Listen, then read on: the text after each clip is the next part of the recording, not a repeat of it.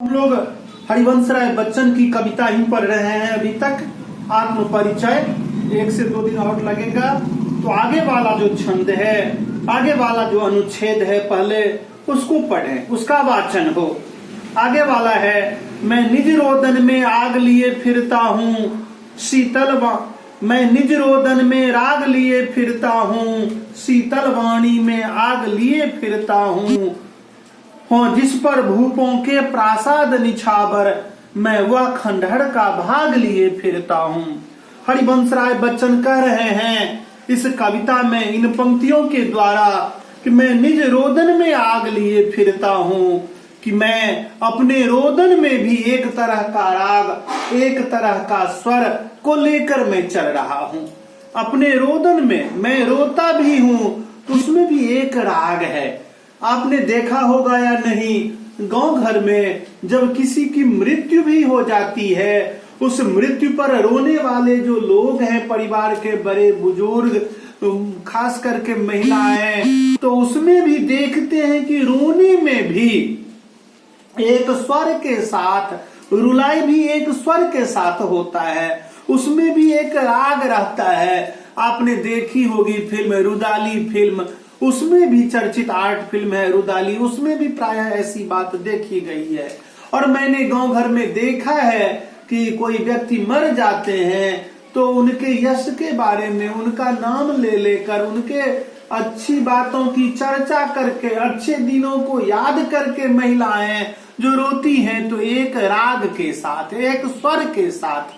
तो मैं निज रोदन में राग लिए फिरता हूँ, मेरे रोदन में भी एक प्रकार का राग ही है। शीतल वाणी में आग लिए फिरता हूँ, और मेरी शीतल वाणी में, मेरी वाणी जो शीतल है, कोमल व पवित्र शब्दों के द्वारा जो बात उद्धृत होती है, कही जाती है, उस कोमल व शीतल शब्दों में भी एक प्रकार की आग है, एक प्रकार की क्रांति है, एक प्रकार का जोश है। आपने पढ़ा होगा कि जो वस्तु आदमी तलवार से जिसको जीत नहीं पाता, जो व्यक्ति बंदूक से नहीं डरता, वह व्यक्ति शब्द से डरता है।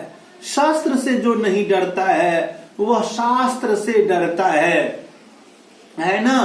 तब ताज बलम मम तेज बलम, तब देह बलम मम दाह बलम। तो शब्द में, तपस्या में दाह का बल है।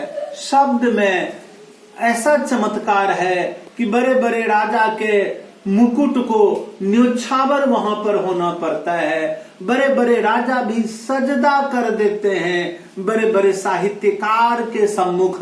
आपने सुना होगा अथवा नहीं कि बिहारी लाल रीतिकाल के बहुत ही चर्चित कवि, सुप्रसिद्ध कवि बिहारी लाल, वे राजा जय सिंह के दरबार में थे। और उन्हीं दिनों राजा जय सिंह एक अल्प वयस लड़की के प्रेम में, रानी के प्रेम में उलझे हुए थे। तो वहां पर जब बिहारी लाल उनके दरबार में गए तो वहां की रानियों ने कहा कि देखिए राजा जो हैं इस तरह से उलझे हुए हैं। तो बिहारी लाल ने एक दोहा लिख कर दिया कि नहीं पराग नहीं मधुर मधु, नहीं विकास यही काल, अली कली ही सौ बंध्यो आगे कौन हबाल। कि है महाराज, नहीं पराग, जिस प्रेम में आप उलझे हुए हैं उसमें पराग नहीं है, न किसी प्रकार का आकर्षण है। अली कली ही सौ बंध्यो आगे कौन हबाल। है अली, यदि आप कली से ही उलझे हुए रहेंगे तो आगे आपकी क्या दशा होगी, क्या स्थिति होगी। तो कहा जाता है बिहारी लाल की बातों को सुनकर जो राजा अन्य किसी की बात नहीं सुनते थे, जिस राजा के डर से किसी को हिम्मत नहीं थी कि जाकर कुछ कहें, वे राजा बिहारी लाल की बातों को सुनकर उस प्रेम से मुक्त हुए और राजकाज में संबद्ध हुए, राजकाज में लग गए। तो शीतल वाणी में भी आग है। कितनी शीतल वाणी है बिहारी लाल की, लेकिन कितना प्रभाव डाला कि राजा को राजकाज में संलग्न कर दिया, यह बात होती है। और रोदन में भी राग है। बात हुई ही थी कक्षा में कि किस प्रकार से देखते हैं कि करुण रस में भी एक आनंद है। करुणादावपि रसे जायते यत परम सुखम। 11 रसों में करुण रस है, शोक वाला रस है, लेकिन उस रस में भी एक प्रकार का आनंद है, एक प्रकार की खुशी है। तो मैं निज रोदन में राग लिए फिरता हूँ, मेरी रुलाई में भी एक स्वर है, एक राग है। शीतल वाणी में आग लिए फिरता हूँ, मेरी वाणी तो अत्यंत शीतल है, लेकिन उसका प्रभाव असरदार है, उसका प्रभाव जबरदस्त है। वह बड़े बड़े तख्तो ताज को धूमिल कर सकता है। शीतल वाणी में आग लिए फिरता हूँ, हो जिस पर भूपों के प्रासाद निछावर, मैं वह खंडहर का भाग लिए फिरता हूँ। जिस पर भूपों के प्रासाद निछावर हो, जिस पर राजे महाराजे के प्रासाद मतलब भवन, तख्तो ताज निछावर होगा, जिन वाणी के सम्मुख, जिसके सम्मुख, जिस प्रतिभा से के सम्मुख, जिस कवि साहित्यकार इतिहासकार कलाकार के सम्मुख भूपों के प्रासाद भी निछावर होते हैं, राजा भी सजदा करते हैं, मैं वह खंडहर का भाग लिए फिरता हूँ, मैं खंडहर के उस भाग को लेकर फिर रहा हूँ। बच्चों, कितना महत्व है कलाकार का, साहित्यकार का। निम्न पंक्तियों के द्वारा हम सुने कि हिंदी साहित्य में भक्ति मार्ग में नवनाथ की चर्चा है। नवनाथ, उसी में मत्स्येंद्रनाथ आदि थे, चरपटी नाथ, चौरंगी नाथ, गोरखनाथ, भर्तृहरि, नवनाथ ये हैं। उसी में एक चरपटी नाथ थे, उनकी पंक्तियां हैं कि तांबा तुम्बा ये दुई सूचा, राजा ही ते जोगी ऊंचा, तांबा डूबे तुम्बा तिरय, जीवे जोगी राजा मरय। कि तांबा और तुम्बा, तांबा कहते हैं ताम को और तुम्बा कहते हैं एक प्रकार का कमंडल, लकड़ी का बना हुआ संत महात्मा लोग लेकर घूमते हैं, भिक्षा मांगते हैं।